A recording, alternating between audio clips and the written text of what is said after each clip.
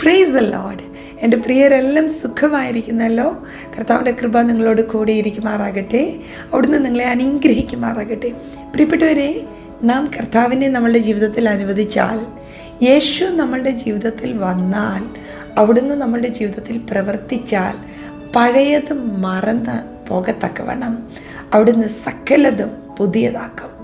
നാം ക്ലേശിച്ച നാളുകൾ മറക്കത്തക്കവണ്ണം, നാം ദുഃഖം അനുഭവിച്ച നാളുകൾ എന്നേക്കുമായി മറക്കത്തക്കവണ്ണം കർത്താവ് സകലതും പുതിയതാക്കും.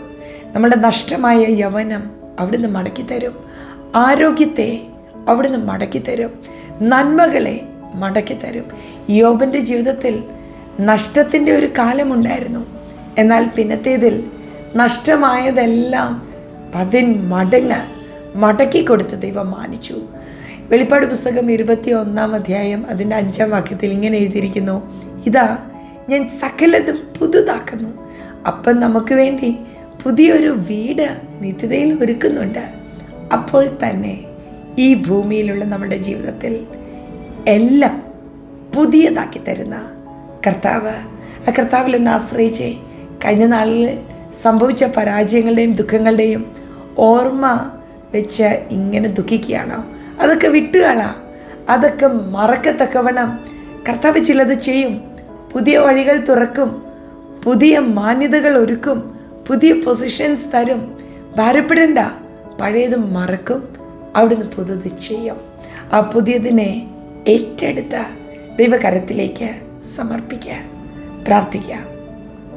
അപ്പാ, കഴിഞ്ഞ നാളുകളിൽ ജീവിതത്തിൽ വന്നു പോയ തിന്മകൾ മറന്നു പോകത്തക്കവണ്ണം കർത്താവ് ചില പുതിയ കാര്യങ്ങൾ ഞങ്ങളുടെ ജീവിതത്തിൽ ചെയ്യുന്നതിനായി സ്തോത്രം. പുതിയ വാതിലുകൾ അവിടുന്ന് തുറക്കുന്നതിനായി നന്ദി. ഞാൻ എൻ്റെ പ്രിയരെ അനുഗ്രഹിക്കുന്നു. ചില പുതുക്കങ്ങൾ എൻ്റെ പ്രിയരുടെ ജീവിതത്തിൽ സംഭവിക്കട്ടെ. ഹല്ലേലൂയ.